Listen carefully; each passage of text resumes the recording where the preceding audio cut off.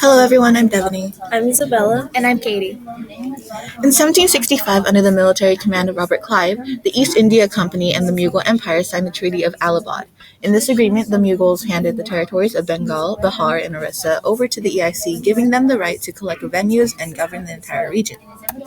In the second half of the 18th century, the British began installing British generals into Indian government positions such as governor.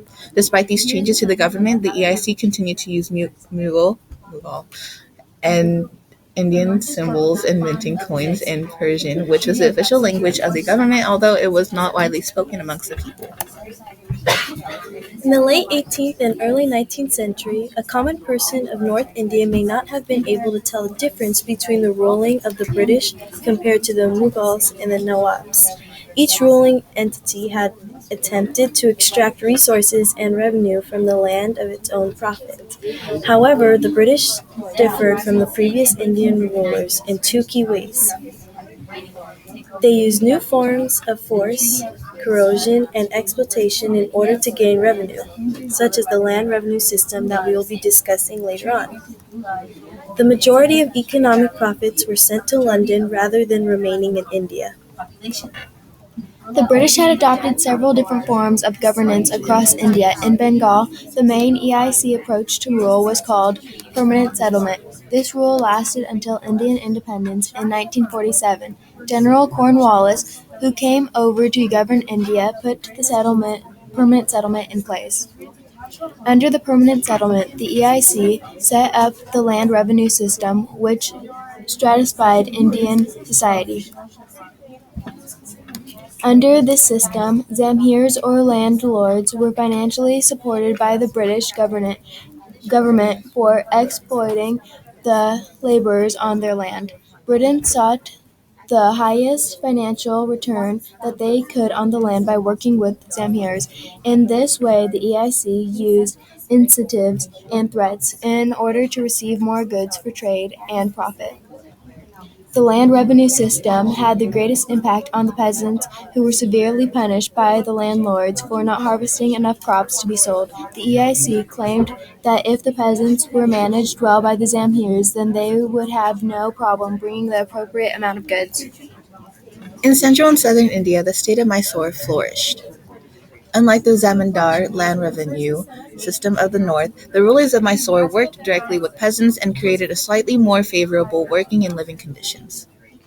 Beginning in 1782, the ruler of Mysore was Tipu Sultan. He was keenly aware of Britain's presence and the EIC's intentions to continue expanding. Tipu and the British fought 3 wars over the territory on the Deccan Plateau, and in 1799 the British defended Tipu and took on the state of Mysore. Like Tipu, the Marathans were unwilling to accept the rule of the EIC, managing to fight off the British and maintain ownership of their land. However, the Marathans chieftains were not united among themselves, and the 1802 Treaty of Bassein forces from Marathans to submit the EIC under a subsidiary alliance. Through the 19th century brought within much expansion of EIC rule. That rule looked different in each individual territory and state. The British directly ruled some, while others served the British directly and maintained the name and figurehead of local leadership. These states under direct rule were well known as princely states, while the territories of direct rule were known as British India. When Governor-General Dalhousie arrived in India from Britain in 1848, he came with the intentions of uniting and consolidating the rule of India beneath Britain. The only governing body that had say in a single territory or state was the EIC, so Dalhousie created laws from the EIC that would convert those areas of direct rule to direct rule by the British. For example, Dalhousie created a doctrine of lapse. Under the doctrine, any state where the ruler did not have a son and his direct descendants was fortified to the EIC for rule upon the leader's death. The doctrine of lapse went against traditional Indian customs where the king normally adopted a son from a close family member or friend in the event that he did not have a son of his own. Now that Dalhousie had introduced laws to impose British rule in the subcontinent, he focused on his attention on sufficiency of infrastructure and specific economic pursuits. The British Raj began making demands on peasants to grow particular crops that would not return high profits abroad, especially to London. However, most of the crops that the British demanded did not benefit the lives of these peasants. That is, the crops were not food.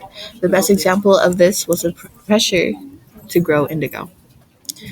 At the same time that indigo was being demanded for the dye of clothing in India, the Indian textile trade was declining. However, the 19th century brought the Industrial Revolution to Europe.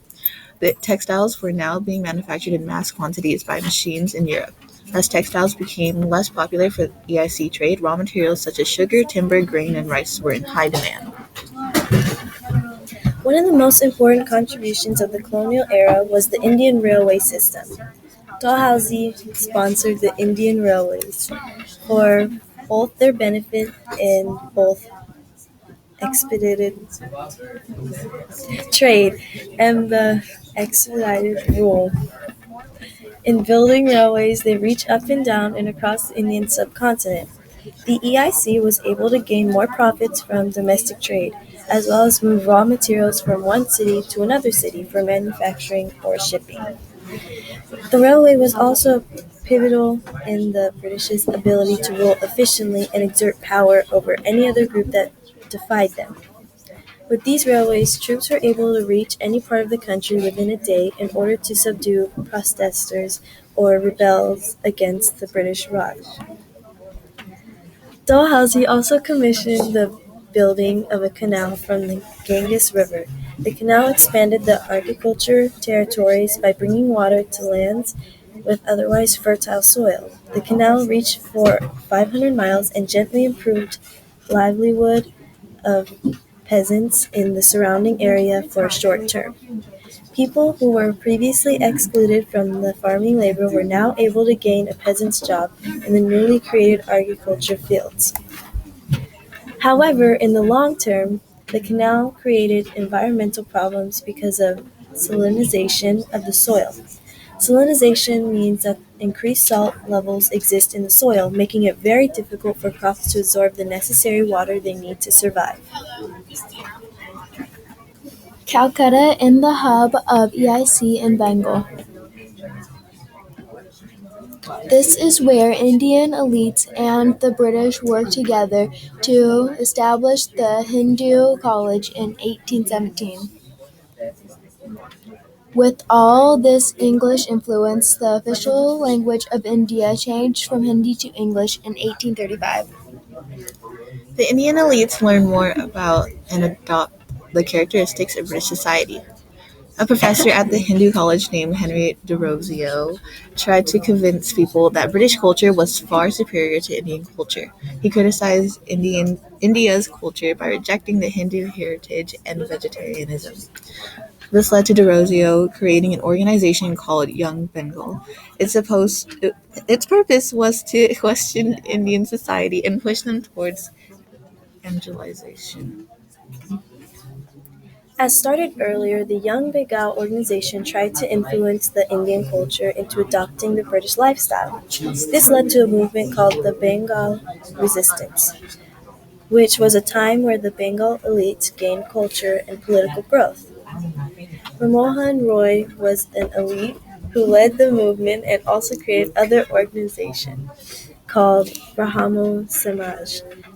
This organization was filled with Bengal elites who discussed the social and political trajectory of India. At this time, printing becomes widely spread. Newspapers can now be printed and shared. As the 19th century started, rebellions and resistances started to pop up everywhere in India.